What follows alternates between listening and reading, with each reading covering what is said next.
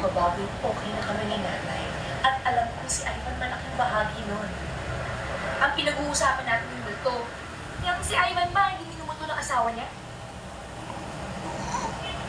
Hindi. At di mo siya dalhin sa espiritista mo? Para magkita sila ng Peros.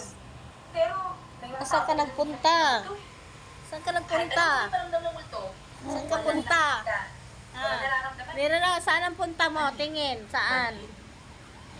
O di kaya walang konsensya. Saan ka punta? Liligo na tayo?